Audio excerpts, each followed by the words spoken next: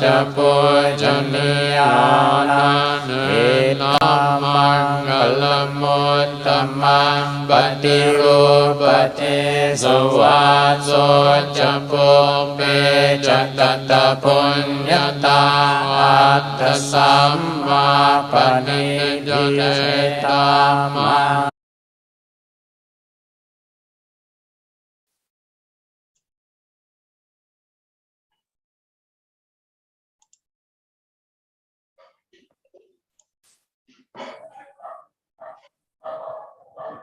Welcome, Ajahn. Welcome.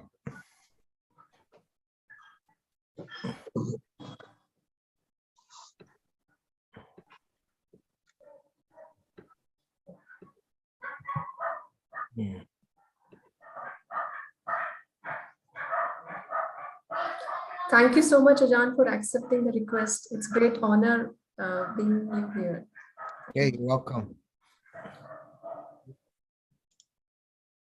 Okay.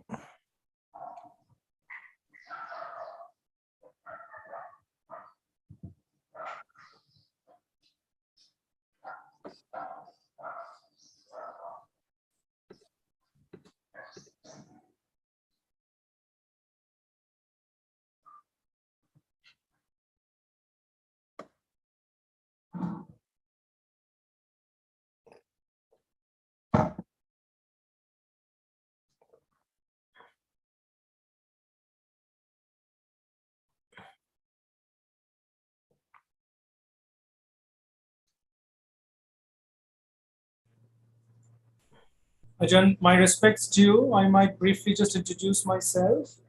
My name is Mahapanya Ajahn. I'm actually a Duvasa monk right now, and I've been in Vatmananachat.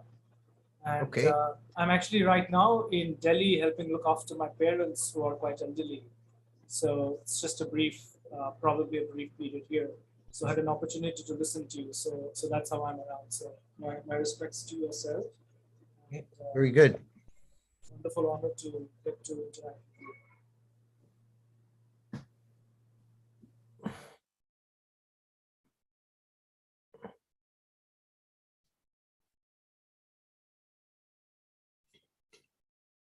Ajahn, Dr. Dhar is joining shortly.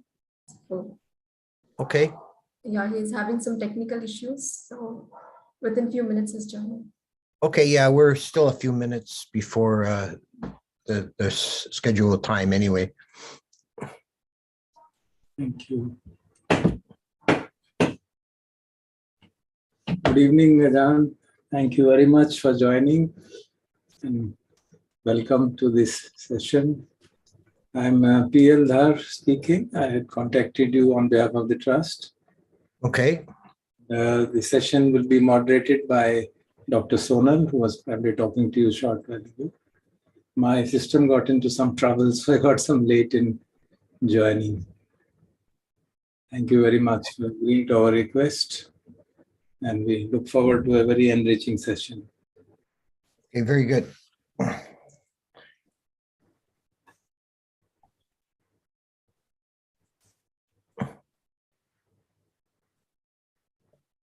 Sonal, you have to unmute yourself.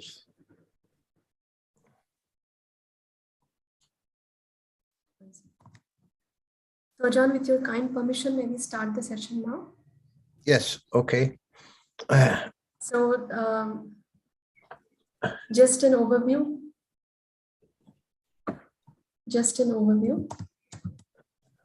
So namaste everyone. A very warm welcome on behalf of Aranya Vihar Trust in India. Today we have the fortune to have Venerable Ajahn Punyadhammo with us. Ajahn has joined us from Arrow River Forest Hermitage, Canada. To begin with, may everyone please join to pay our respect to Venerable Ajahn with hands in Anjali. Bow. Bow. And bow. Before moving ahead, Ajahn, I would request a few minutes for introducing about the trust, with your permission. Yes, certainly. Thank you. So Aranya Vihar Trust was formed with the main objective to make the teachings of Buddha widely available as taught in lineage of Venerable Ajahn Chah of the Thai forest tradition. We had the privilege of first retreat with Ajahn Amaro on December 2017, when the center was yet to be instituted. In 2018, we have set up a city center known as Dhammarama in Delhi, which was inaugurated by Lumpur Sumedho. The center provides facilities to hold retreats by visit of distinguished Sangha like Lumpur Liam, Lumpur Pasanno, Ajahn Amaro, Ajahn Jayasaro, Ajahn Sundara, and Ajahn Chandasari, to name a few. It also offers place for self-meditation and workshops. Ajahn Kevli is the patron of our trust, and we're happy to share that first managing trustee of Aranya Vihar Trust, Mr. Arpan Sharma, is now ordained as Bhikkhu in Thailand. Bhikkhu Mahapanyu, just a while ago, he was speaking to you. So we will shortly invite Ajahn for the Dhamma reflection, after which the floor will be open for live question and answers. Ajahn, there may be new people who are meeting you for the very first time. So may we offer a short introduction about the speaker with your kind permission? Okay. Thank you. Thank you. So brothers and sisters, we have with us Venerable Ajahn Punyadhammo, the abode of Arrow River Forest Hermitage in Ontario, Canada. He was born in Canada in the year 1995. No. 1955, I'm sorry. Yeah, he was born in Canada in year 1955. He felt signs of connection to Buddhism right from his childhood, one such instance being in one of the fine museums, while other children of his age were interested in dinosaurs and mummies. He felt unexplained attraction to the Buddha images. During his graduate studies, questions like, why are we here? Or what is the meaning and purpose of life? Made him start his journey, and by a strange chance, which he now regards as a karmic connection, ended up spending a night at a Buddhist meditation center, the then called Arrow River Community Center. His Dhamma learning then started under Khema Ananda, the founder and the first teacher at the center. Ajahn has been studying and practicing the teachings of Buddha since 1979. After that, he went to Thailand and was formally ordained in the forest tradition of Ajahn Chah in 1992. Between 1990 and 95, he was based at Forest Monastery, Wat Phang Nanachat, Thailand, and in 1995, he returned to Canada to look after the management of Arrow River Forest Hermitage as abode of for nearly 26 years now. Ajahn has written quite an interesting books and articles like Letter from Mara, which personally touched many of us. And in 2018, after an extensive study, Ajahn has written a book titled The Buddhist Cosmos, which is based on Pali Canon and commentaries, where Ajahn explains how traditional Buddhist cosmology contains important insights for practicing the teachings of Buddha.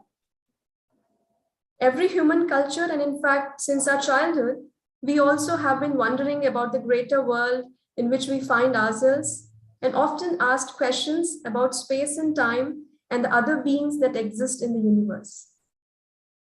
People in every time and place have attempted to answer these questions by developing cosmological models and conceptual worlds.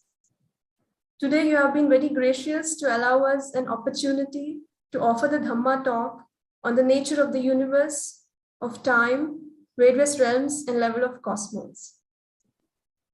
So before we request Venerable Ajahn to shed some light on this ever mysterious topic, a humble reminder to all our brothers and sisters who joined us. We request to maintain respect for the presence of Venerable Ajahn on video just as we would do in a physical presence of a teacher. Kindly maintain a composed posture and avoid engaging activities like moving, eating, taking phone calls during the session. So with that, I would request the Managing Trustee of Aran Vihar Trust, Mr. Anish Goel, to kindly make a formal request for Dhamma Desna to Venerable Ajahn Punya Dhamma.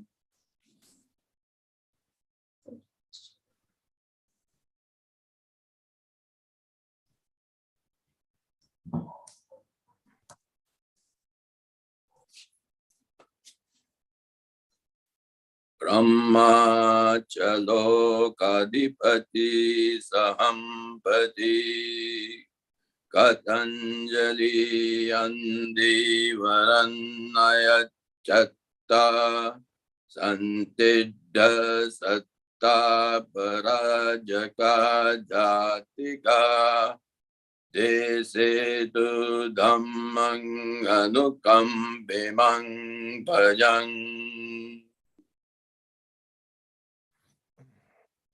Namo tassa bhagavato arahato sama sambuddhassa. Namo tassa bhagavato arahato sama sambuddhassa. Namo tassa bhagavato arahato sama sambuddhassa.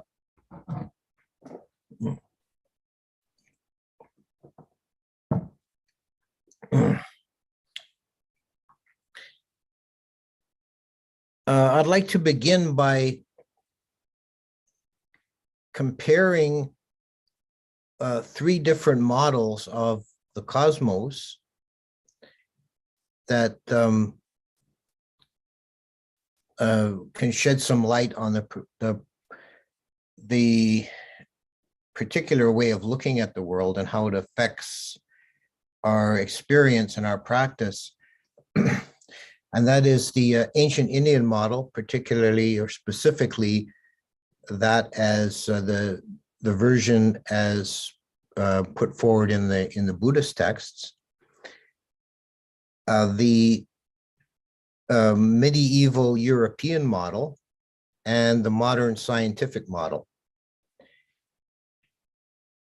And what we find when we compare the three is that they're all very different in detail, but there are some salient points in which the ancient Indian model and the modern scientific model are closer in spirit than either one is to the medieval model.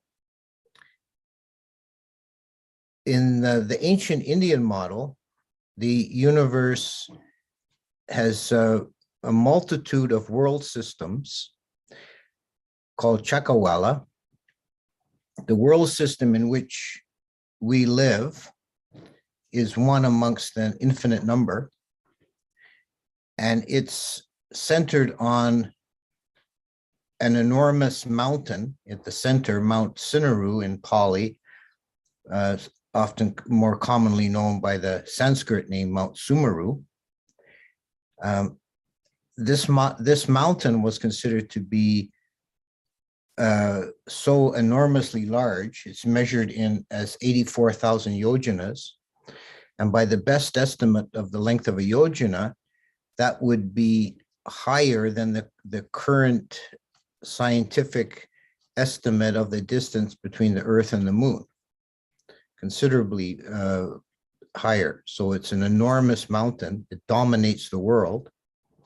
And around that mountain, there are rings, successive rings of ocean and mountains, and then a great outer sea in which there are 4 small islands, relatively small to the whole, compared to the whole. And human beings, as we our experience is entirely on the southern half of one of these islands, the Jambudvipa, the southern island.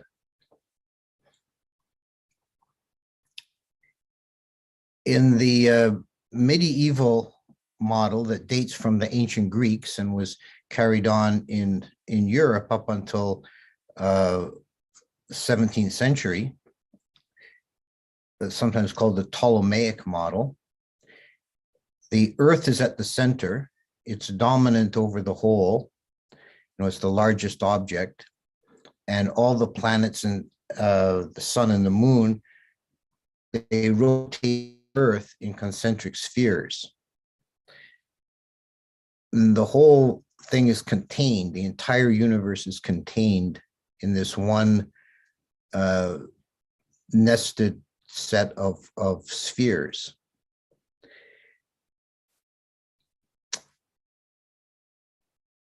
In the modern scientific model, there's again a multitude of world systems.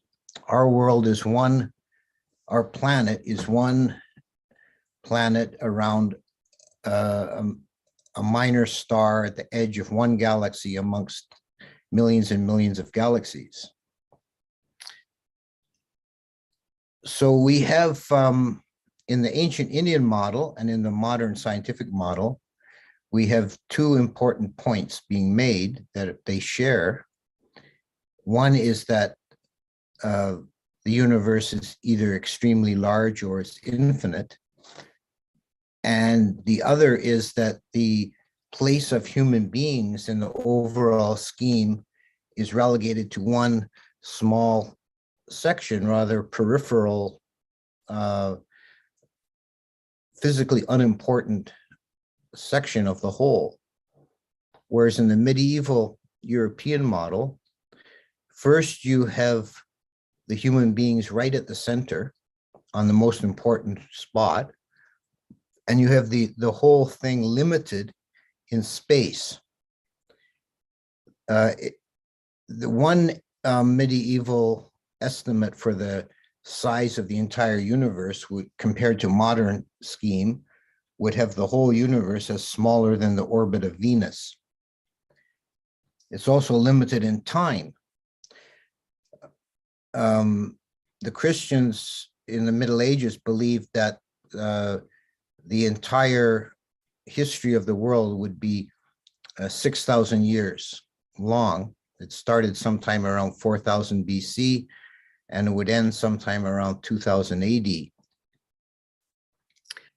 In the Buddhist cosmology, time is also infinite within the conditioned existence. There is no first beginning and there's no ultimate ending. A single world system like ours will have a beginning and an end, but the universe as a whole does not. And in modern cosmology, the time scale is very, very vast, and in some models it's infinite. It's not decided. So we see that the ancient Indian model is, although it is very different in detail, it has some of the same effects on the psyche as the modern model. The world we actually experience and live in on a day-to-day basis, it doesn't seem to make much difference how we conceive of the universe. But I believe that in terms of culture and spirituality, that it has a very great effect as a background, how we conceive and conceptualize the world.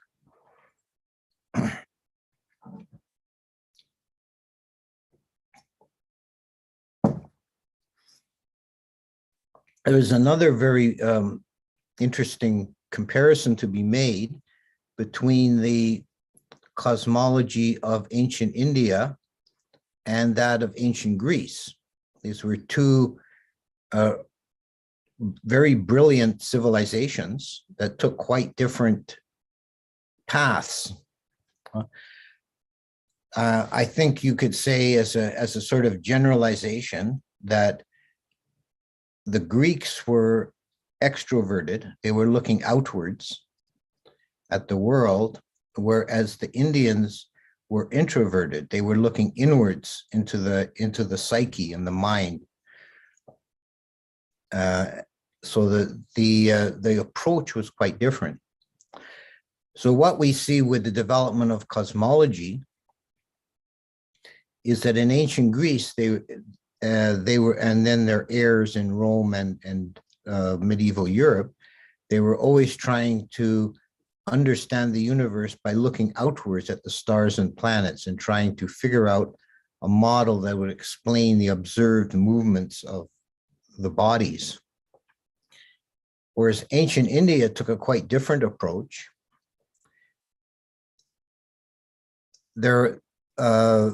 The cosmological model that we have presented from the Buddhist texts doesn't fit the movement of the stars and planets very well at all. From a rationalist point of view, it's easy to find fault with it, but that really wasn't its purpose. They didn't seem to be too interested in it.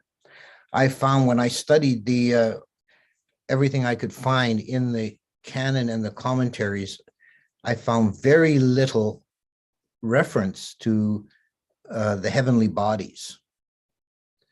There is one passage in a commentary that talks about the movements of the sun and moon. There's really nothing about the planets.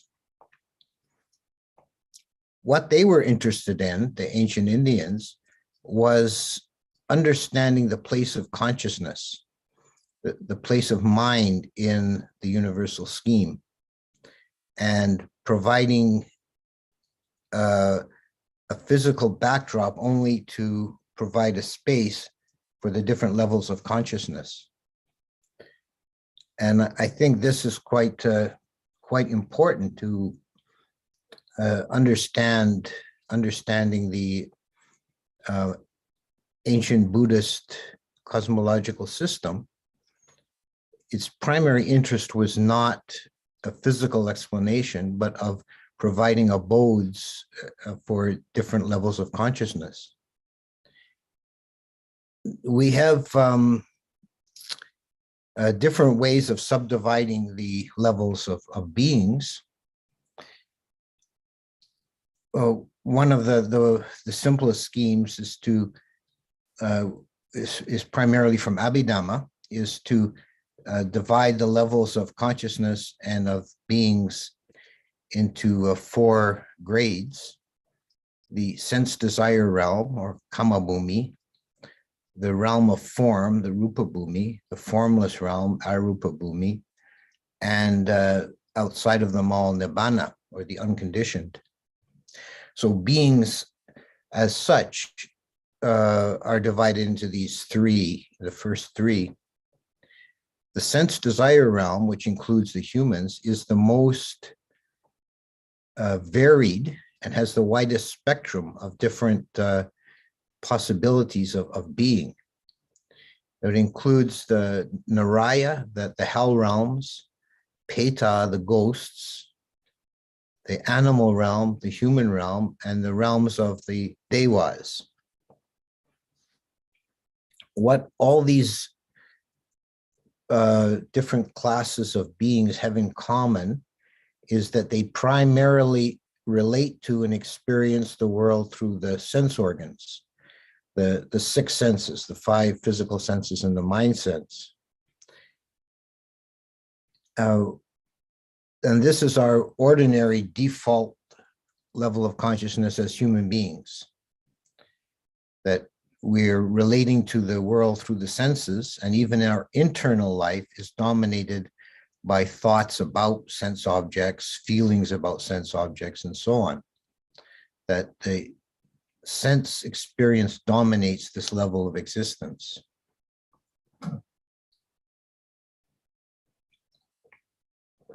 And this can range from intense, very great suffering, as in Avici Naraya, to very refined experience of sense pleasures, as in the Deva realms, and everything in between. As human beings, we're somewhat in the middle, and it's often said that this is a fortunate birth for realizing nibbana, because in a lower birth, you're so overwhelmed by suffering and ignorance as an animal or a hell being that there's no possibility of liberation. And in the upper realms, in the Dewa realms, although some Dewas do attain to Sotapanna, it's rare, extremely rare, because the beings in the Dewa realm are so involved in their pleasures, the suffering is not evident. So the first noble truth is hard for them to see. So it's very difficult for them to really make any progress.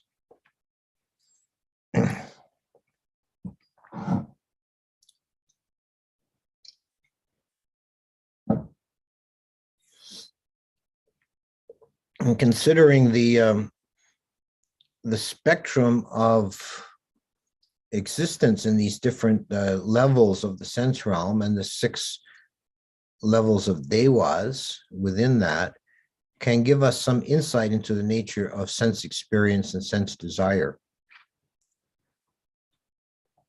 and see it as not a simple black and white, but as a gradations and a spectrum. In the higher realms yet, in the Brahma worlds, which we call the Rupa Loka or Rupa Bhumi, realm of form, and it's named that to contrast it with the Arupa or formless, we have a shift in consciousness that is now transcended the sense desire realm. So the Devas have more in common with us than they do with the Brahmas. The Brahmas are so far beyond the Devas that it's an entirely different type of existence. The sense desire is absent. The Brahmas have only functional senses of sight and hearing. Their pleasure and bliss is internally generated. So that their consciousness is considered to be the equivalent of the human mind in jhana. So that level of consciousness is accessible to us. We do have that potential as human beings to experience a rupa level consciousness. And contemplating the Brahma worlds and knowing something about their nature can help give us an insight into the jhanic state of mind, and can actually be quite an asset towards developing jhana. We see, for example, that the Brahma world is subdivided into various grades, and the system is fully developed, is fairly complex, but we can simplify it into levels that are equivalent to the 4 jhanas. So the first level of Brahmas is equivalent to first jhana. And first jhana, as we know, has 5 factors, and 2 of these are Vitakka Vichara, that are the initial and sustained application of mind, the way the mind handles the meditation object. But in ordinary life outside of jhanic meditation, Vitakka and Vichara are the mental faculties that allow for cognitive thought and speech. So this is still present in first jhana. It's absent in the higher jhanas. So what we see in the Brahma world, the first level Brahma world, is the only one in which we have names of individual Brahmas in the sources. And whenever there's stories involving Brahmas interacting with other beings, such as the most well-known one is the Brahma Sahampati coming down to ask the Buddha to teach. These are always first level Brahmas, because they have Vitakka Vichara, they're able to speak and deal with the world, interact. The higher Brahmas, the 2nd, 3rd, and 4th level, Vitakka is absent, and these beings are basically inactive. They're just blissed out all the time, enjoying jhanic bliss. They're not engaged in interacting with other beings. The second level, the Abhasara Brahmas, are particularly associated, as is second jhana, they're particularly associated with the factor of piti, or rapture. Third level, Subhakina, with sukha, or bliss. And there's a revealing difference in the appearance of these Brahmas, that the Brahmas of the second level, it's said their radiance, all the Brahmas are radiant, they glow. The radiance of the second level Brahmas flickers like a torch, whereas the radiance of the third level Brahmas is steady like the moon. So this is the difference between piti and sukha. Piti has that energetic, at times exciting or thrilling quality, whereas sukha is a steady, calm, oceanic kind of bliss. The fourth level of Brahmas are Vehapala, the Brahmas of great fruit, are noted for equanimity. And then beyond the Rupa Bhumi, we have the Arupa Bhumi, which is the formless realm, and there are four of these: the realm of boundless space, the realm of boundless consciousness, the realm of nothingness, and the realm of neither perception nor non-perception. And this is equivalent to states of mind that, again, are accessible to humans as deep meditation on the formless abidings. And contemplating the nature of the formless abidings, or even getting some glimpse of them by attempting the meditations, can help us to understand a lot about the nature of mind, because we have in these realms mind disassociated from body. There's no physical base. In our current existence as humans, it's very difficult to imagine mind as separated from body. It's our ordinary experience, and it's the experience of all the beings in the sense desire realm and even in the Rupa realm, that body and mind are interactive and constantly engaged with each other. And it's difficult to abstract mind and understand mind in its own nature. One way of doing this is to try and understand what it would be like not to have a body, to be pure mind. And it's not easy to do. It's difficult for us to even imagine their existence. For one example, we take it for granted that there's beings have a space and a location. Whereas space and location are qualities of the Rupa Kanda, the bodily aggregate. Beings that are mind only, we can't say they're here or there or anywhere or nowhere. Space does not apply to them, other than in the first, in boundless space. Beyond that, space is an irrelevant consideration. So they're not considered to have a location anywhere.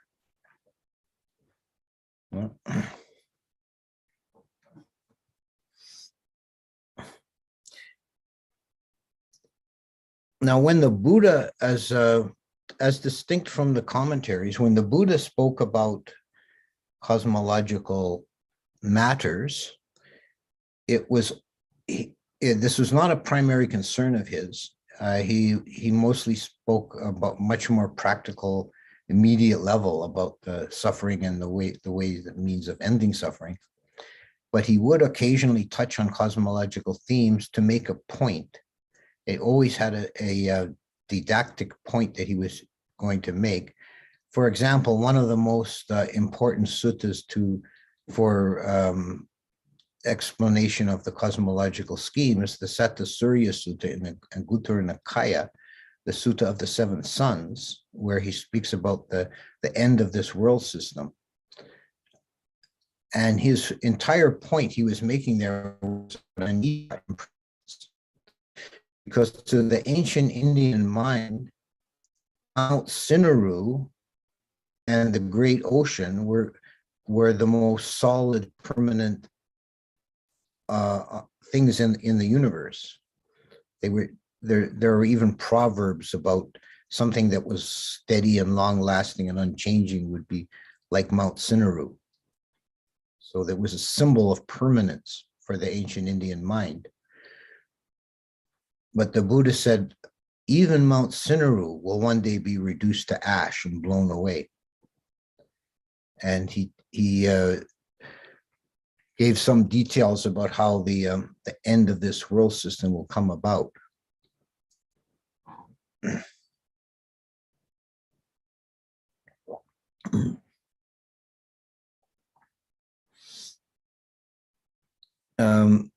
Another reason the Buddha would sometimes touch on cosmological themes was to inspire a sense of urgency by emphasizing the vastness of samsara, that how many different possible existences there are in samsara. And the numbers are always more are always greater for the lower realms. And one of the well-known sayings of the Buddha was that for a being who's fallen into the lower realms to find his way back to a human birth would be like a blind tortoise at the bottom of the ocean who comes up for air once in 100 years, putting his head through a yoke that's floating in the sea.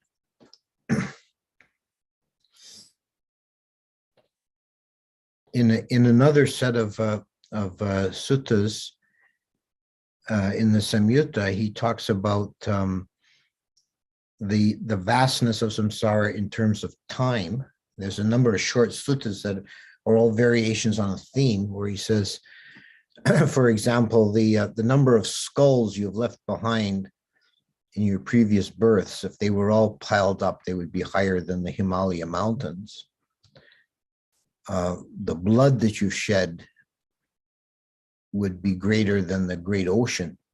You know, and he goes through a number of these like that. And he always ends the sutta by saying, how long are you going to fill the cemeteries? Enough, enough, make an end.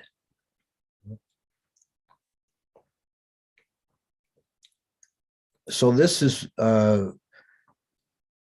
one of the aspects of the cosmological model, both in time and space, and in number of beings, that's very important as a background to a practice, is the vastness of it. The unimaginable variety and extent of samsara. And again, when their texts deal with cosmological matters, this theme comes out again and again. And this is, to reiterate, this is quite different than the way the Greeks and the medieval Europeans understood the universe, as limited, both in time and space. In terms of time, the universe is seen as cyclical, as a constant cycling round and round, which is the meaning of samsara. Samsara, samsareti, is the verb from the verb samsareti, which is to wander around pointlessly.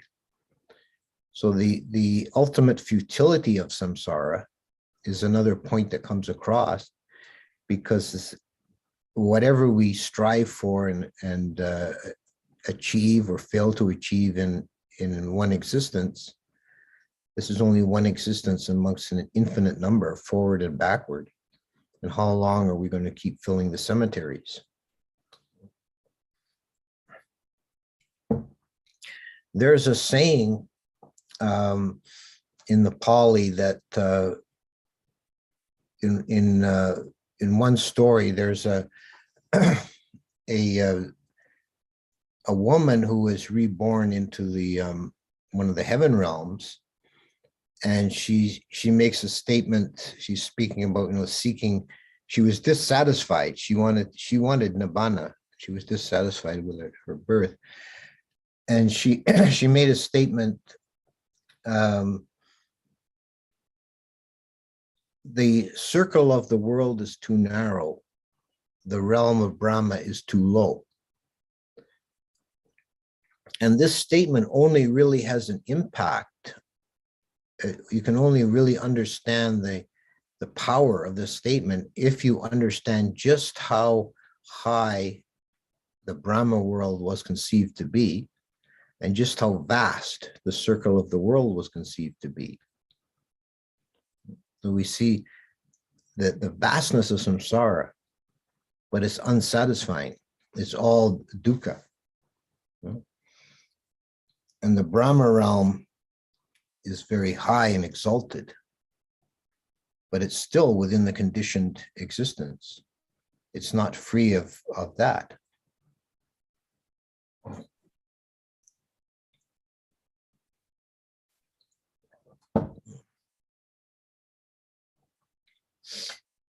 In Tibetan Buddhism, they make this point by speaking about taking the big view. That's the way they phrase it. And so they put some emphasis on contemplating the cosmos and the different levels. And this is a counter. Having a sense of that is a counter to making it all personal, like your suffering, your particular situation, your dukkha is only a tiny, minuscule flicker in the totality. Samsara is not a personal problem, and for practice to be fruitful, you have to get beyond the merely personal.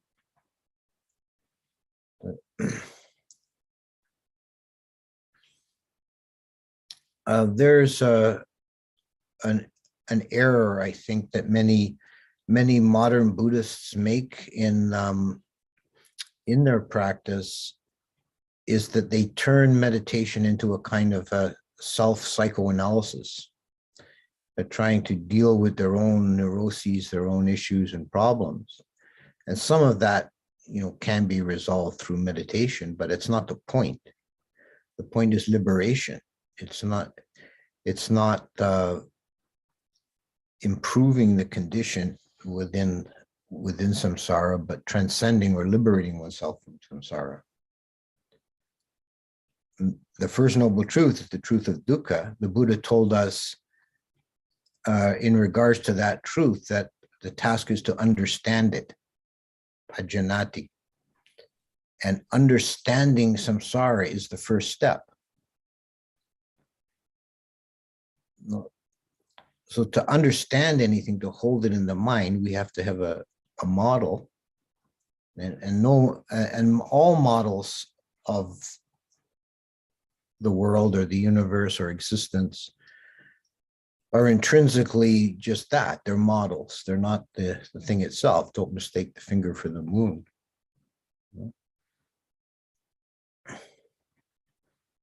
It's very easy for modern people to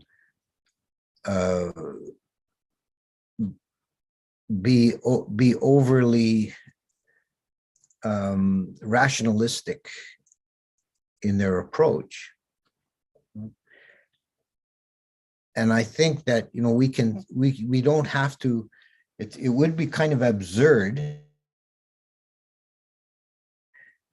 Ancient Buddhist model with Mount Sindaru is literally true, in some kind of objective sense. You're not going to be able to find Mount Sindaru on Google Maps.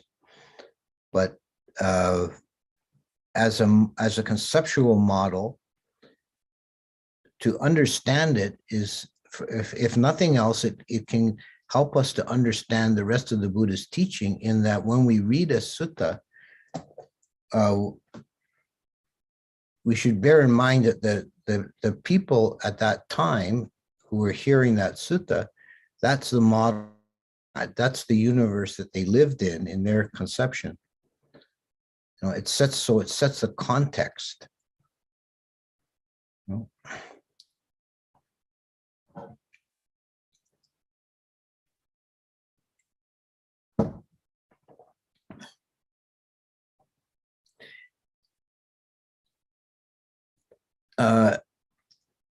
And it provides us with this sense of the vastness and the futility of samsara. And some of that, as I initially began comparing models, some of that maps over very well into modern conceptions.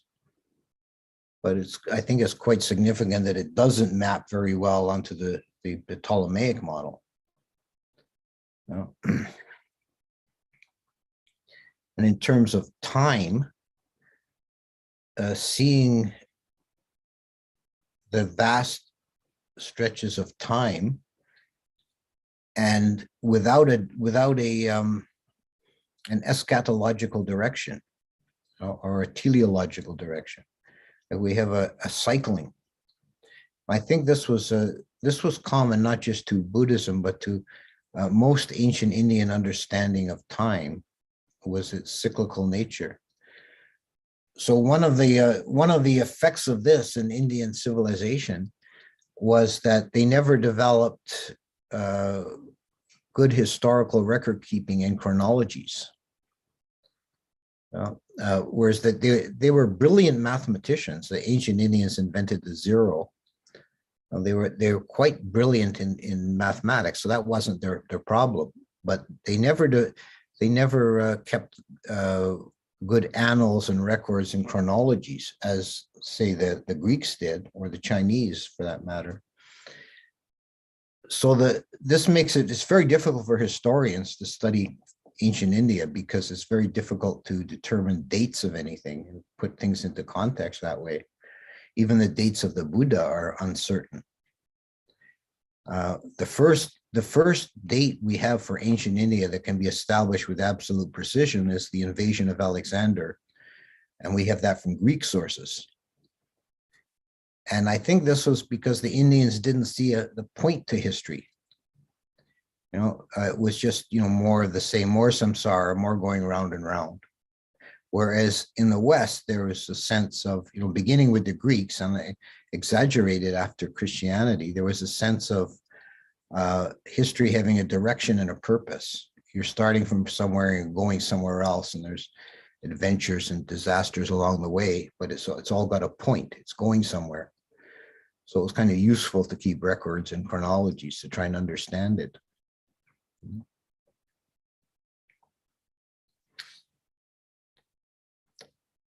So, you know, to conclude, you know, to relate this to our practice, I think it is very useful to have, for a complete practice and a complete understanding of the Dhamma, it's useful to have at least a good overview of the model in which the Buddha and his contemporaries were operating, to understand the cosmos in that way, and to be open to the existence of other realms of being, other possibilities, to avoid the narrowness of concern with the individual, that to broaden the perspective beyond just me and my problems and my experience of dukkha, to universalize it and then transcend it. So I'll stop there, and we can go on for questions now.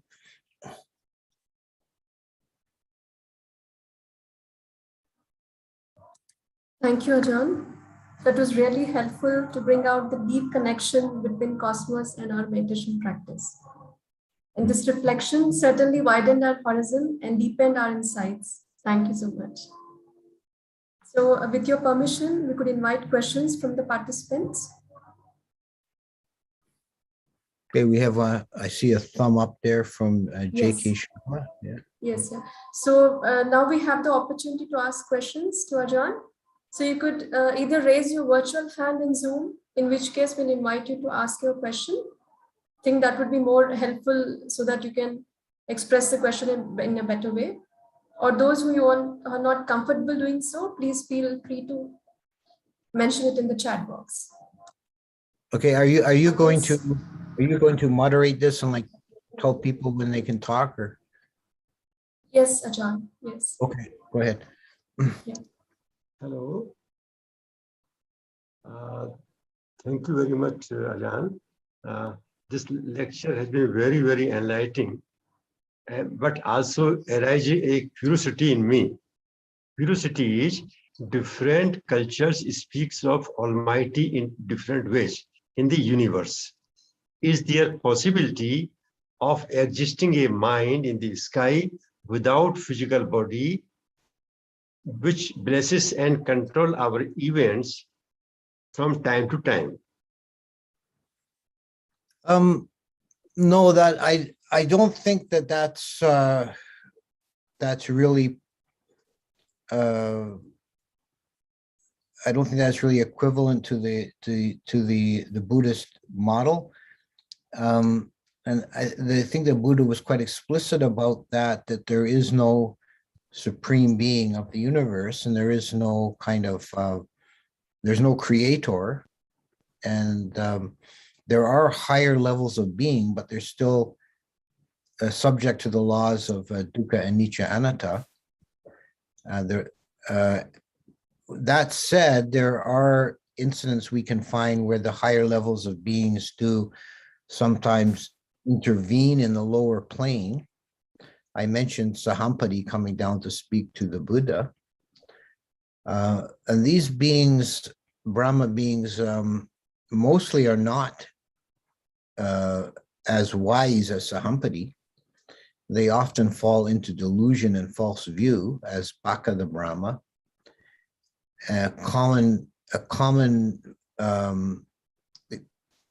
occurrence is that a Brahma can imagine himself to be the supreme being. This is explained in the Brahmajala Sutta, how a Brahma can arrive at the start of a new world system in an empty mansion and imagine he's the only being in the universe. And when other beings appear, he imagines he's created them by his wish. And then he becomes convinced he's the equivalent of what theistic religion would call a god. You know, he's the supreme being, he's the creator in his own mind. So next question. Sadhu, thanks. I would request to please raise the virtual hand and then you can unmute yourself and speak, please. I think yeah, we've got a couple of hands here. Are you going to let's see, I think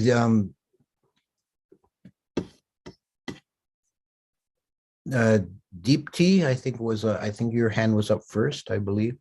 Yes, Ajahn.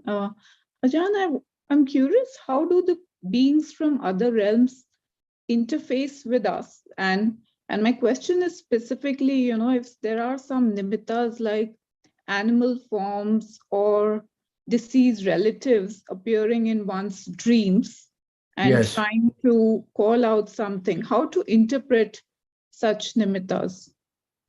Yes, yeah, that's an important question, actually, because it does occur to many people that they can see in dreams, particularly, you could see, you know, images of other beings.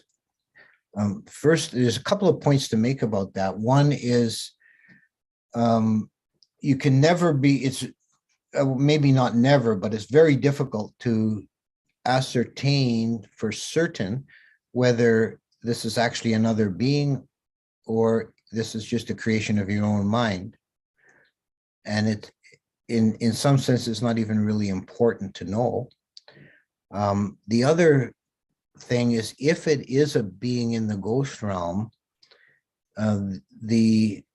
if you actually do have a contact with a being in the ghost realm, then the only really compassionate and skillful thing to do is to ask them, to tell them, you're a ghost, you're dead from your human form,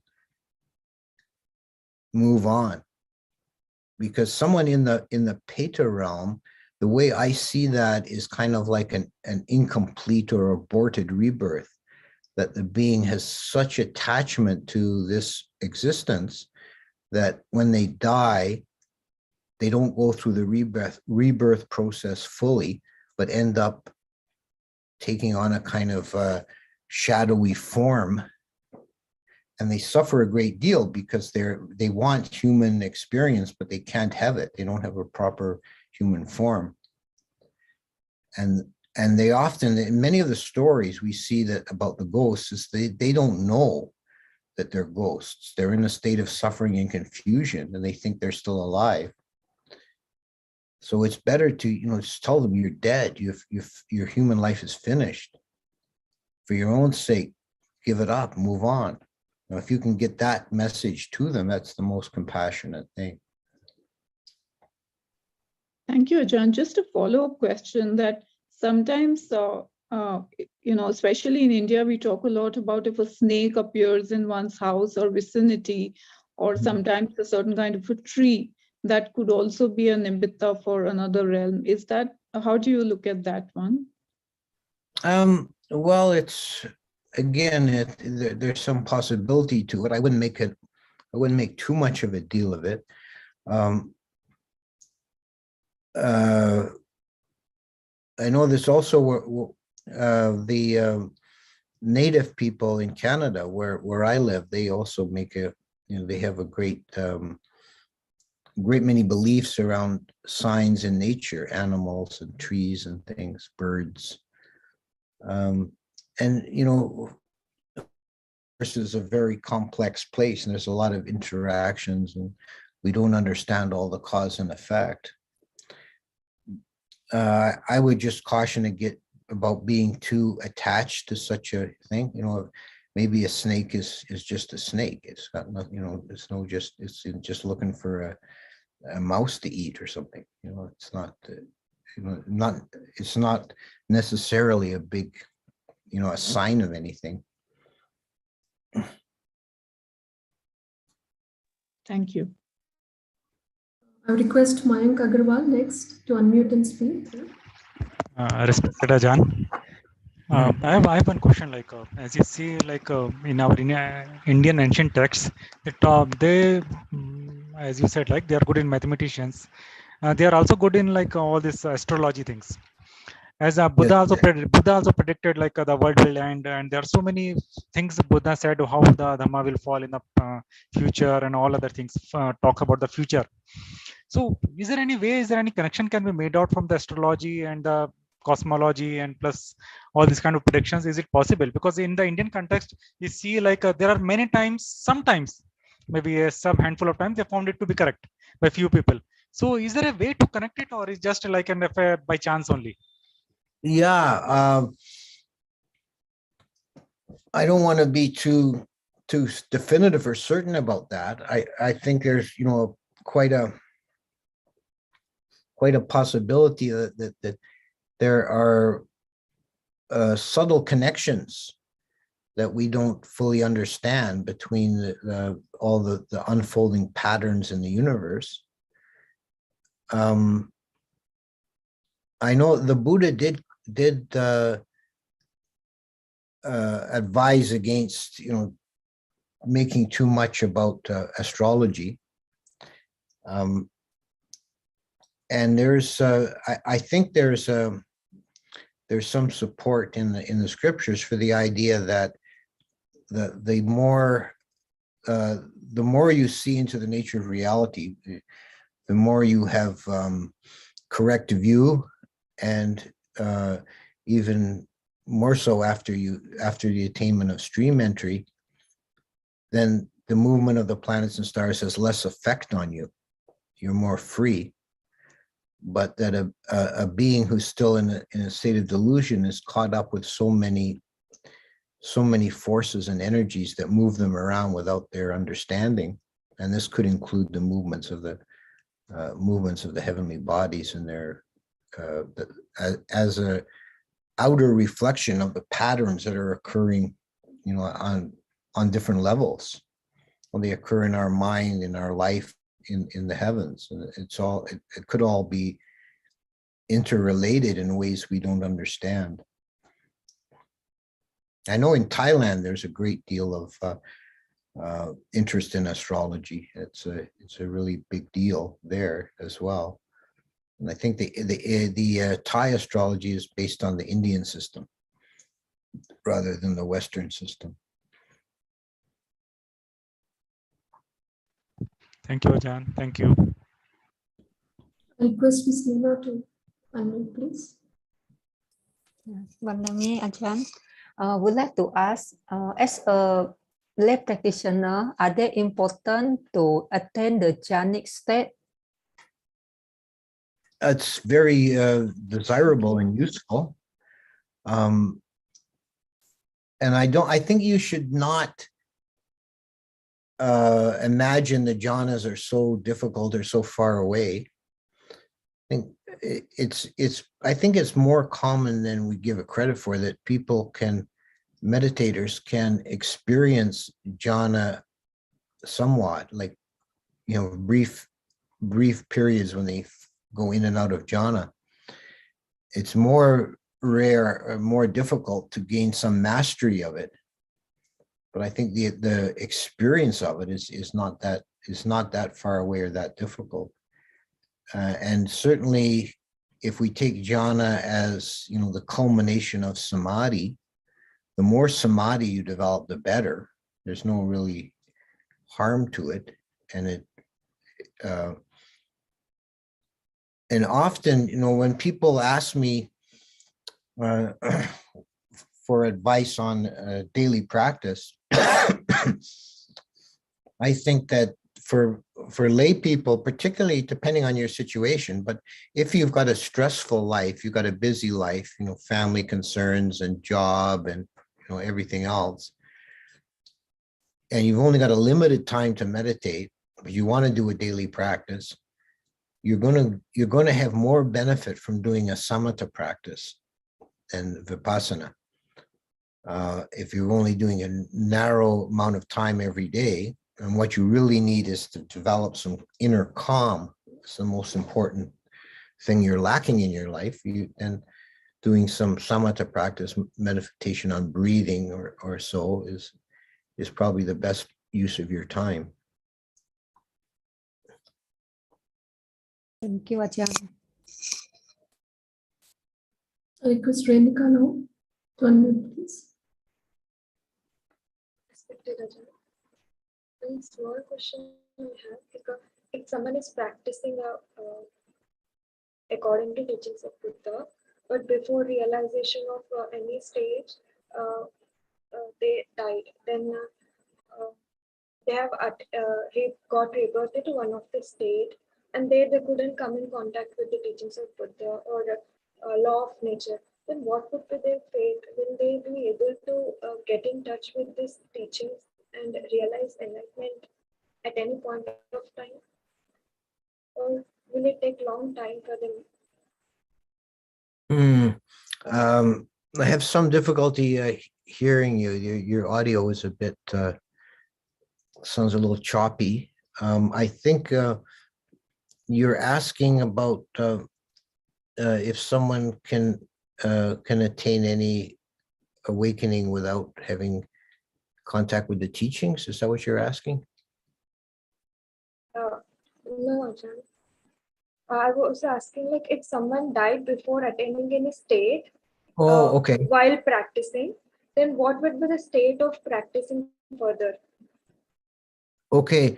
Okay, that's, yeah. If someone dies before they attain any state, but they've been practicing, what will happen in their next life? That's unpredictable in detail. the only surety of not taking a lower rebirth is stream entry. Prior to that, there's always a possibility of falling into a lower state. But the more that they practice and develop some partial wisdom, and they keep good morality, good sila, that's very important, then the chance of taking a good rebirth is increased. And if they develop some paramis like wisdom and loving kindness and so forth, that can carry forward. And so they're not starting the next life with a completely blank slate. They're taking their karma with them, and that includes, the good karma that they've made and development that they've made. So it's not a wasted effort.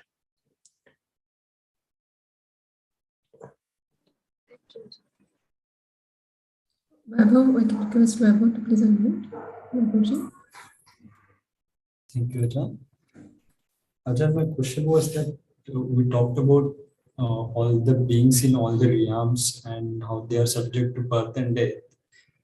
But I was curious to know whether what is the position on illness and aging in all the realms of all the beings in other realms, if we compared it with like humans goes through all illness and aging. So what is the position in other realms? Well, in the higher realms, in the Dewa realms,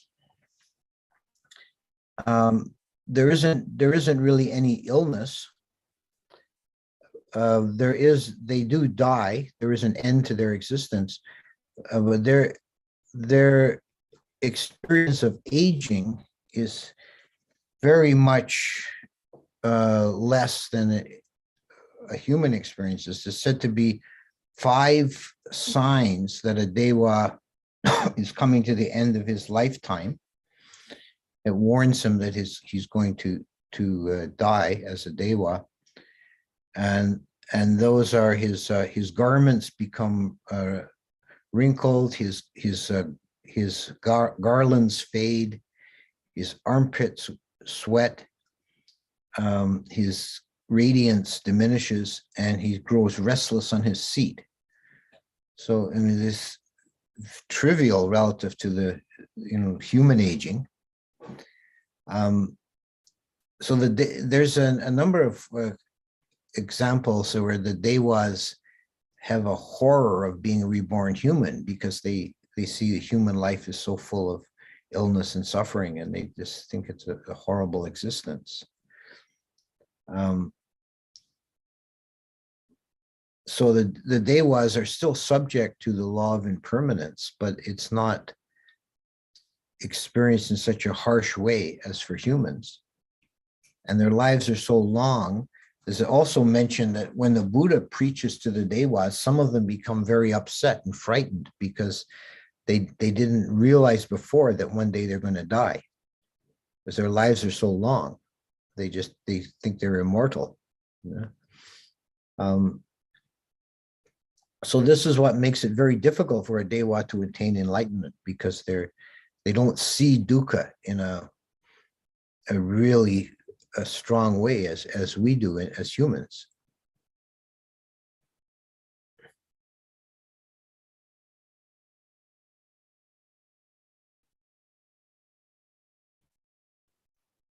I invite Spring 3 to unmute and speak, please.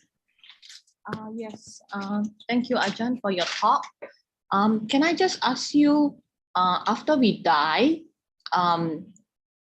where do we go? I mean, where does our consciousness go? Like, do we really reincarnate to be another being? Yeah, well, when a person dies, if they're not an arahant, then at the moment of death, there is still desire pushing forward and old karma. These are still present in the mind consciousness. And each moment during your life, you're impelled into the next moment by desire and by karma. And the only thing that's different at death is that the vehicle of the body is no longer functional. So the consciousness rising in the next moment cannot arise associated with that vehicle. That body is now incapable of supporting a consciousness. So the consciousness arises again somewhere else as determined by the karma. And that can be another human birth, or it can be in one of the other realms. Depends on the individual's karma. Okay, thank you, Ajahn. I request Anishji to unmute yourself, please. Ajahn, with reference to the answer that you gave before on the existence of the devas, and they feel sad when they heard, I mean, some of the devas who had lived so long and they felt sad that they understood that they would die one day. My question is that there in the suttas like the Mangalang Sutta, where a deva comes and asks questions to the Buddha. And I mean, if there is no dukkha in the deva world, I mean, how do they perceive the Dhamma and ask these questions from the Lord? I had this question that came to my mind. Yes. Yeah, there are some devas who are wiser than others and who see through the nature of samsara. But it's rare. There's a story about Saka, the king of the Tawatingsa gods. He attained to stream entry during the lifetime of the Buddha. So, it is possible for devas to attain even to stream entry, but it's rare. The great, I mean, even in the human realm, even the humans we know, most humans don't even face reality properly. They're deluded. They like their delusions. It's even more so in the Deva realm because they don't have dukkha in their experience so strongly. It's also said there are different ways that that Devas can begin to understand the Dhamma. One of them is that sometimes they can carry over from their human birth some memory. Devas can often have memory of their immediately previous birth. And there are stories, for example, about, there's a story about a bhikkhu who dies suddenly and is reborn into a Deva palace. And he's upset by that because he wanted to finish his practice. Another way is that they can, occasionally they can hear teachings from great beings like the Buddha or some of the great arahants who go up to the heaven realms and preach, and so they can hear that. And another one is said that if you memorize passages from the suttas, that can, as a human, then if you're reborn as a Deva, those can come back to you. So there are some ways that the Devas can hear the experience of Dhamma, but it is clear that it's a relatively few. There's a smaller percentage of Devas that ever make any progress than there are of humans. Yep. Mr. Chirag, can you unmute yourself, please? Yeah, hello, Ajahn. Yes. Yes, sir. I had a question generally regarding the lower realms. I've heard that the kind of karma that leads to being born as a preta is all the killing or any wrongdoing as such. But what kind of karma leads to the God realm or the higher realms? Because it seems that there's more sense pleasure there. And Yes. if they are aspiring for that kind of sense pleasure in the human realm, it seems you will generally tend to go wrong and do bad karma, which should ideally take you down.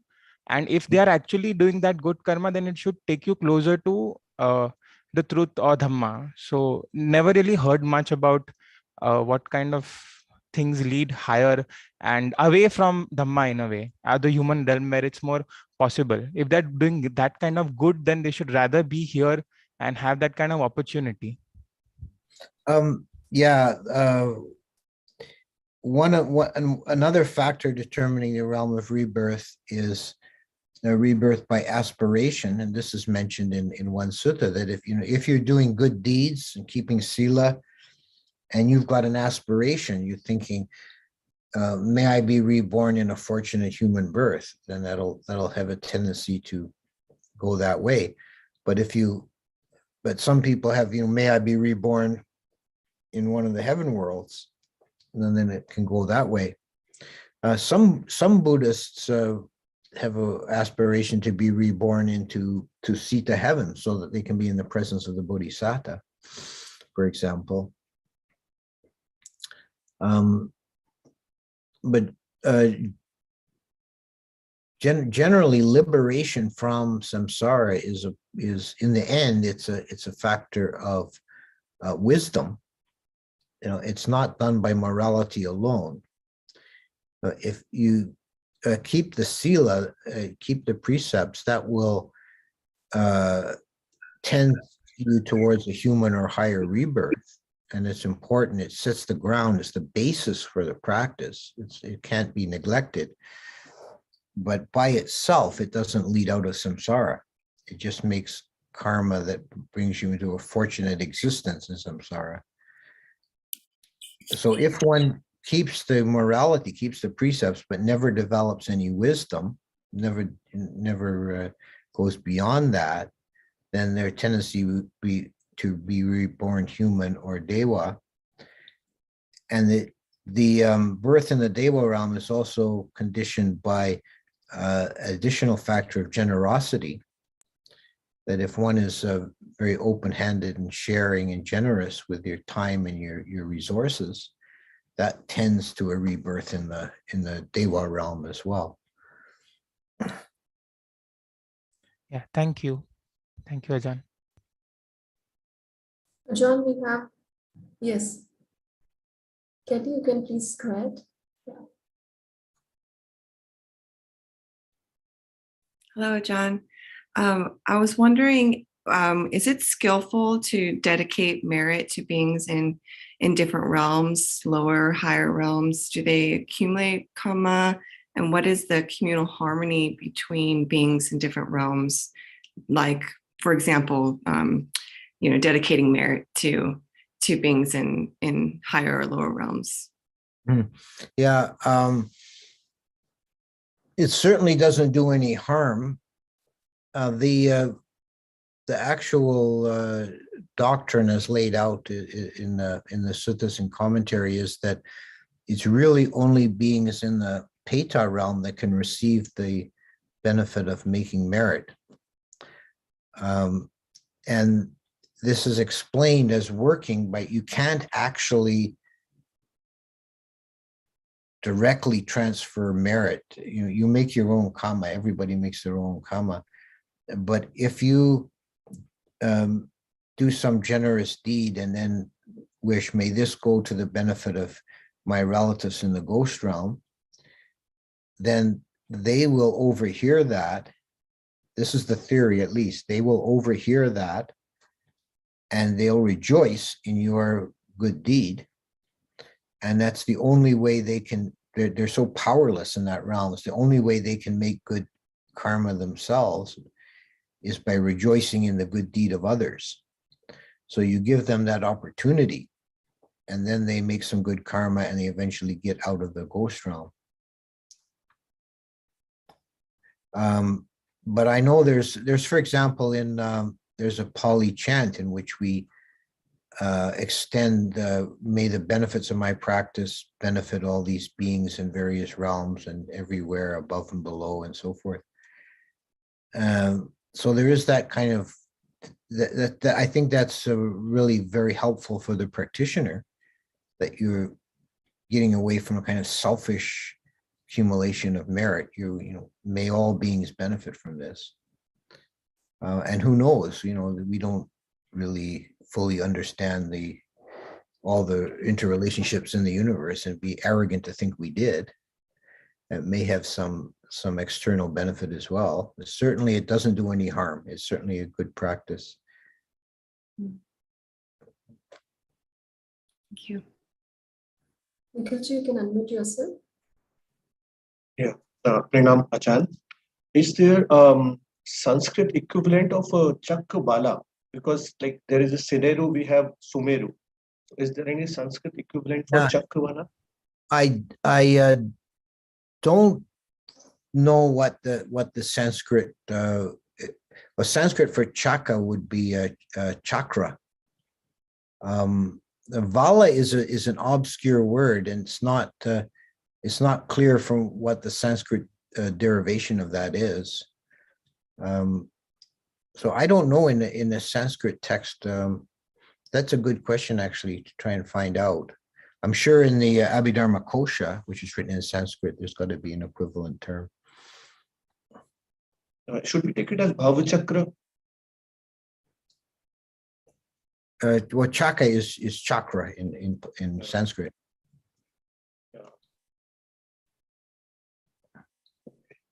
Thank you. Thank you, Ajahn. And gratitude to you, Ajahn. We got the opportunity to read your book, Letters from Mara.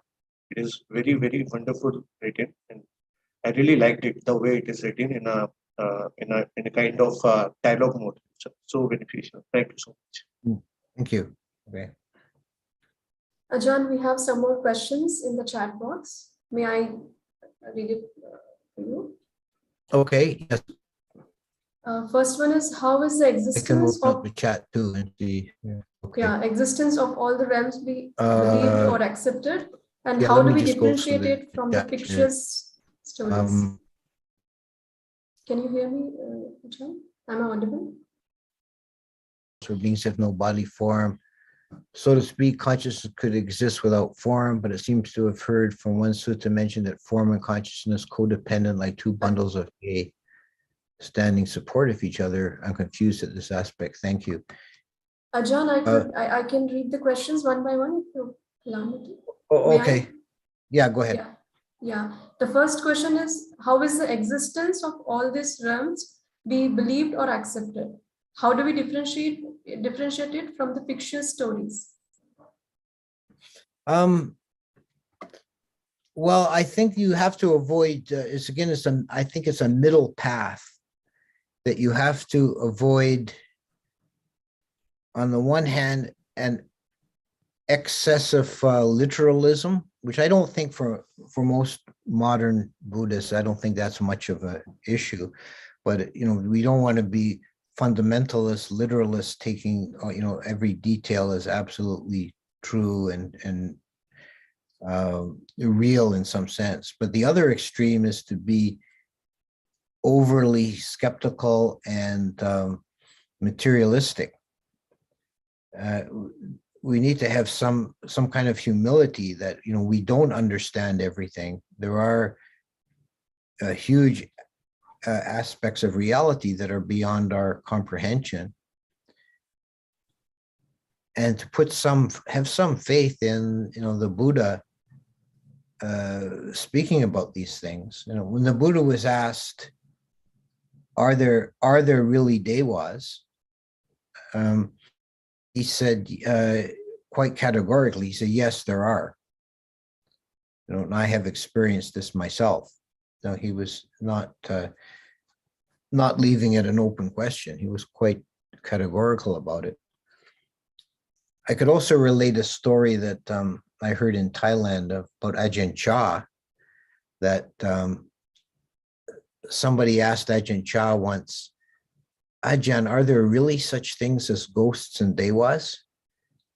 And Ajahn Chah leaned down in a low voice. He says, if I told you, would you believe me? Oh, yes, Ajahn, yes, I would. Well, then you're an idiot. So, he's like, you have to try to find that middle path between over skepticism and over credulity, you know, have an open mind, basically, is I think the right approach. That's a great story, Ajahn. And the next question is, how would knowing the cosmology be helpful in daily meditation practice? Well, as I mentioned in the initial talk, having some understanding of the Brahma worlds, for example, gives us some insight into the state of mind of jhana. It's another way of trying to conceptualize jhana, like a being that's in that state of mind beyond sensuality. What's their experience like? And thinking about the spectrum of realms in the sense desire sphere between hell and heaven, you know, all these beings, this gives us some insight into the nature of our own experience, because we can see it on a spectrum, that there's gradations of suffering and gradations of pleasure. It's not so simple, clear cut, black and white. There's a spectrum of experience. So we're not so narrowed into our own particular life experience. Thank you, Ajahn. The next question here is, I have heard you mention the higher realm where beings have no body form. So to speak, is consciousness could exist without form? Yes. Yeah, that's the nature of these realms. They exist without form. It's just pure consciousness, not associated or supported by a bodily vehicle. So further, they have mentioned here in one sutta, we have mentioned that the form and consciousness codependent, like two bundles of hay standing supporting each other. Yes, that's referring to most of the cosmos. Is like in all the other realms of existence, there's a close association between body and mind. They are codependent, Vijnana and Namarupa, exist in a kind of mutual feedback. They're constantly interacting and dependent on one another. Obviously, in our human experience, the mind affects the body and the body affects the mind. We can see that every day, all the time. But having the possibility of an existence without body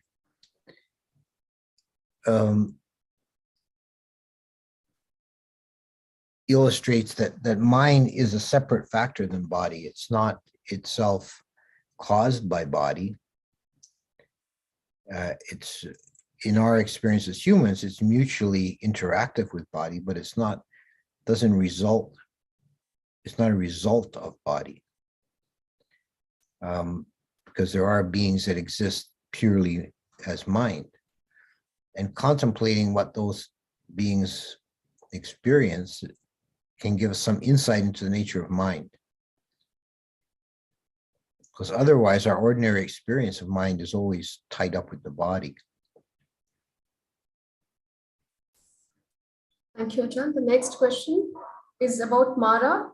So Venerable Mahamoggallana was Mara once upon a time. Mm-hmm. So is Mara a being, or that is about Mara there? Yeah, most of these names of beings like Mara, Saka, and so on, they're better understood more in the sense of kind of like an office, like like the President of the United States, right? There's always a president, but it's not always the same one. So there's always a Mara, but it's different beings are Mara at different times. And when a Mara finishes his life cycle and passes on, there'll be another Mara take his place. So yeah, that's a very interesting sutta where Mara is bothering Moggallana, and Moggallana relates a story, many aeons ago. I myself was Mara, and he tells some stories about that. Yeah, Dusita Mara. Yes, yes, Ajahn. The next question. Does the different realms to have same social structures as in human realm?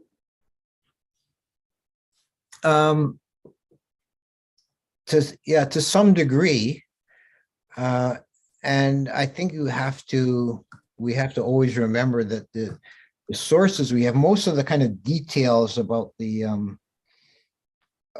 realms don't come directly from the Buddha, but they're in the commentaries.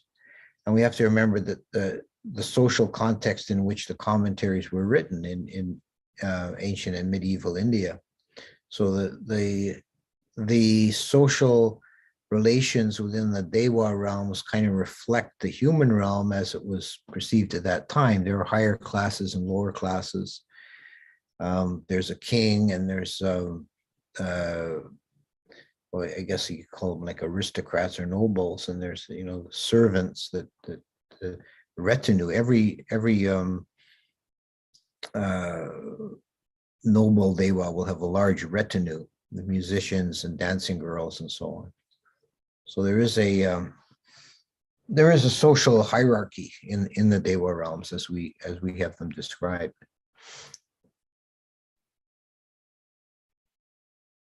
The next question, how Buddhist cosmology be understood in scientific way, or is there any connection to linear science? Yeah, I don't like to push that too far. I mean, it is possible. It is possible to speculate about possible ways it could work in different considerations like dark matter or multiple dimensions, as in string theory and so on. But I don't like to push that too far because it's sort of beside the point. I like to try and understand the cosmology in its own terms as the ancient Indians understood it, and not try and squeeze it to fit into a modern science model. There's a story about that I come across about a Japanese man who, in the 19th century, when Western science was starting to make an impact in Asia, it was they were beginning to learn about it, and in Japan, this man was kind of confused and upset, and he tried to come up with a theory how the observed movements of the sun and eclipses and the planets could be reconciled with a cosmology based on Mount Sinnaru. And he wrote a book on this, and he was so worked on it for a long time, and he was so happy with it, and he took it to his Zen teacher, and the Zen teacher kind of flipped through it and said, "What's this about?" He told him, and he threw the book back at the guy, and he said, "You blockhead, the whole point is to make an end of samsara, not to save it."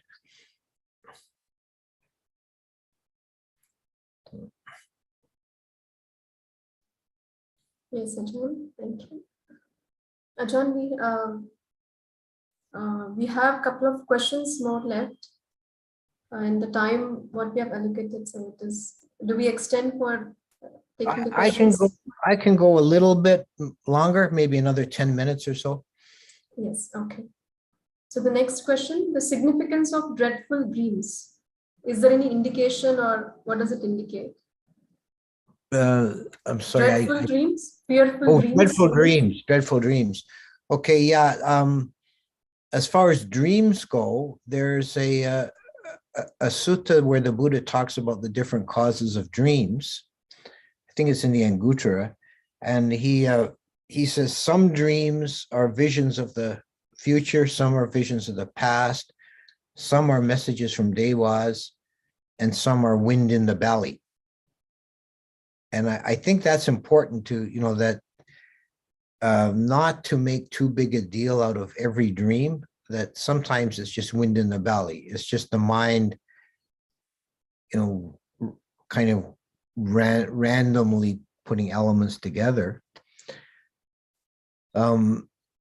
Obviously, I think if you have a dreadful dream, like a nightmare, the reason you have it, there's some disturbance in the psyche. There's something that, you wouldn't have a dreadful dream without some kind of problem underlying it. But I think it's a mistake to always imagine the dreams have some great significance. Sometimes they do.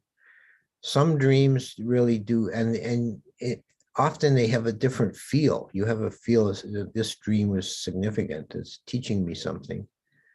But a lot of times I think dreams are just kind of random noise and little elements working themselves out, images and disconnected bits and pieces. And one more thing to say about nightmares or dreadful dreams is, if you're troubled by them, you should practice metta, because one of the benefits of metta is he sleeps easily, he wakes easily, he dreams no dreadful dreams. Surely, Ajahn, metta practice is very beneficial. The next question is, why Bodhisattva takes birth only in Tusita heaven and not in the other higher levels, like Yama or Brahma levels? Is there any specific reason? I don't see that as defined anywhere precisely as why, but just kind of speculating, I would think that Tusita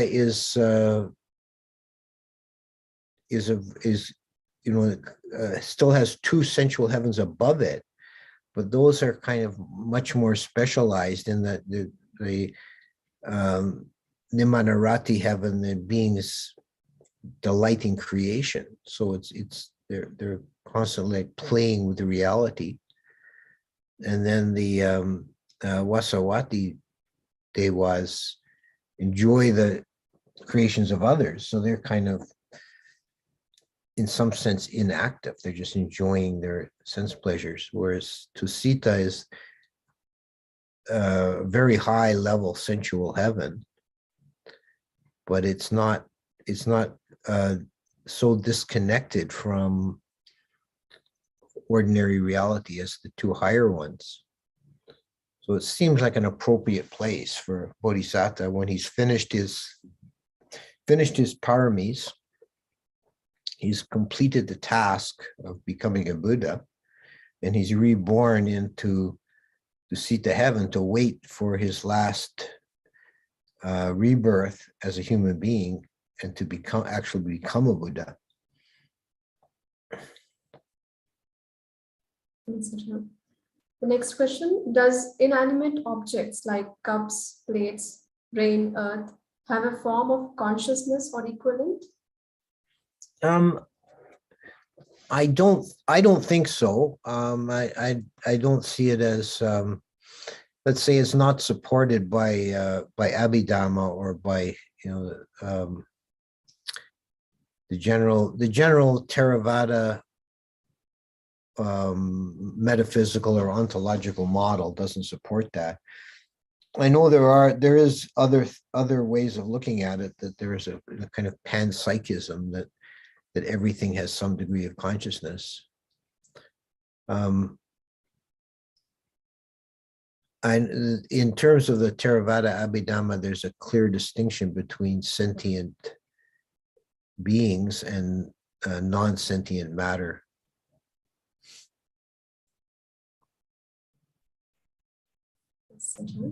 The next question, is the Yama Deva in the realm of Yama also the ruler of the hell beings, as in Chinese stories?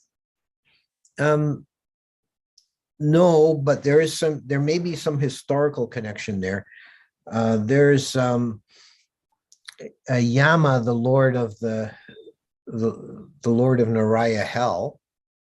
He's like the gatekeeper. When people go to reborn in Naraya hell, he questions them and then he assigns them to be punished. And it said he's not happy about that. He's kind of, he considers it a kind of his own punishment, that he's got this role. He's, he is considered to be like a dewa in a sense. But there's also the Yama heavens, and that's spelled differently. Hope I remember it correctly. I think the Yama heaven is the short A, and Yama, the gatekeeper, is a long A.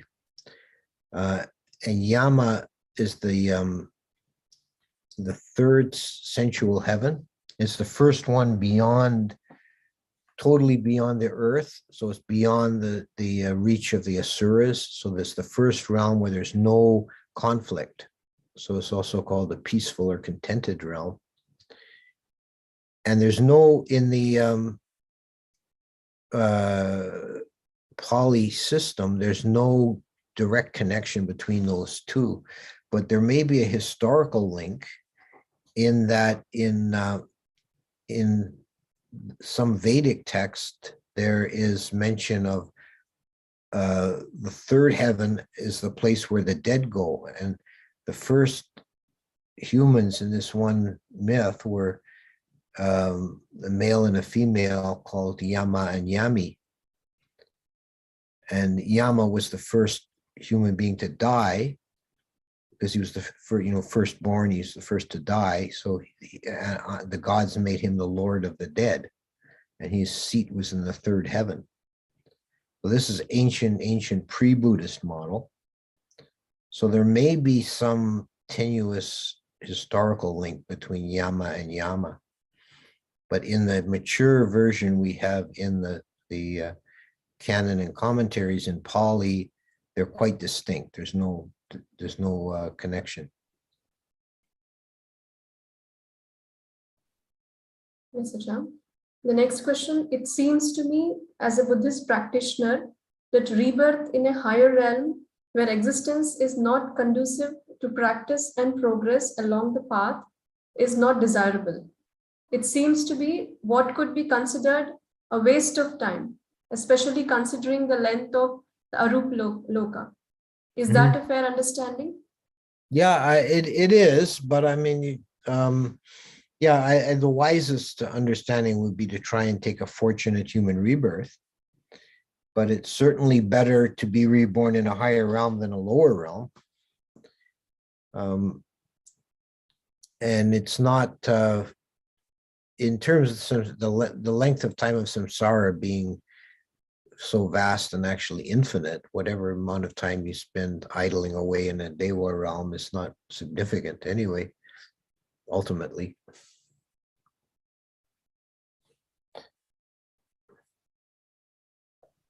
Ajahn, we have a couple more questions. Okay, let's take two more questions and then I'll have to leave. Okay. Is that true? There are Deva safeguarding or helping practitioners one way or another. If in that case, Deva could make merits from their good deed in turn to benefit themselves in furthering their path to liberation if they wish. Yes, there's some truth to that. There's the Devas of the level of the four great kings are said to watch over the earth, and particularly over people who keep the precepts and who practice. You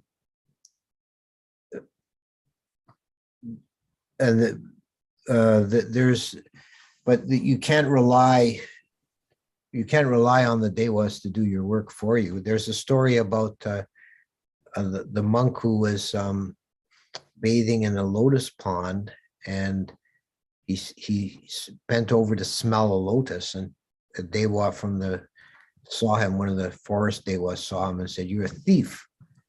He said, "What do you mean a thief? I'm not a thief." He said, the Deva said, "You're a thief of odors. You're a smell thief."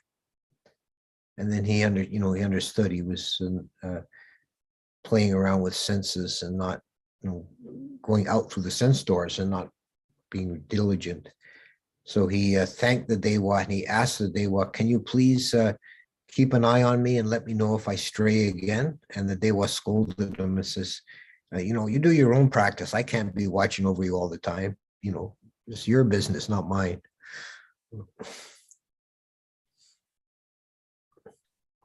That's great. Yeah. And the last question. Yes. After Buddha Nibbana, what happened to his consciousness? Totally extinguished altogether? No more existence? No, that's the unanswerable question.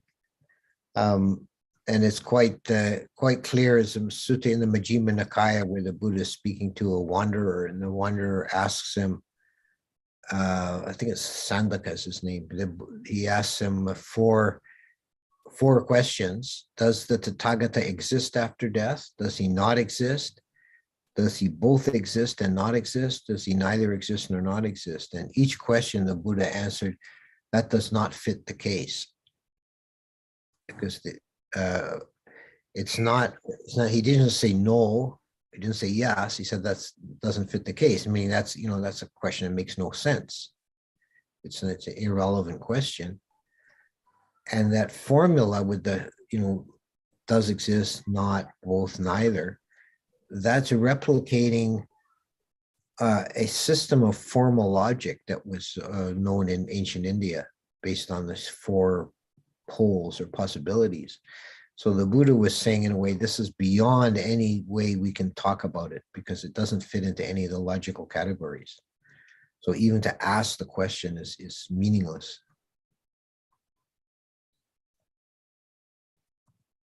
Thank you, John. Thank you. So with this, we conclude the question and answers. And Yes. we are, yes, Ajahn. And all of us would like to thank respected Ajahn for this wonderful session. We are very grateful for your time and teaching today. Thank you, Ajahn. Okay. And now I request, yes, Ajahn. No, I just said you're welcome. Thank you, Ajahn. Now I request Anishji to lead the Anmodana on behalf of all of us. Handamang Dhammakataya Sadhukarang Dadamase Sadhu Sadhu Sadhu Anumodami.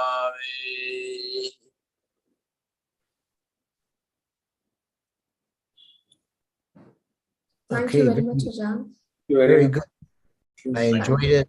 Very interesting group, and may you all continue successfully with your practice and attain Nibbana this very life. Thank you, Ajahn. Thank you so much. So before we conclude, let's pay our respects to Ajahn together with 3 bows. Bow. Bow. And bow. Thank you so much.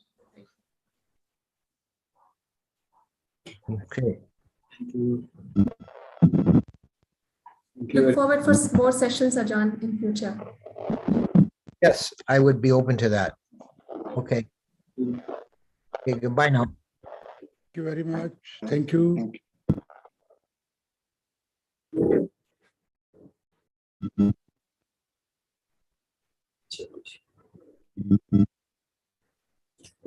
Thank you. Strong. Thank you so much. Thank you.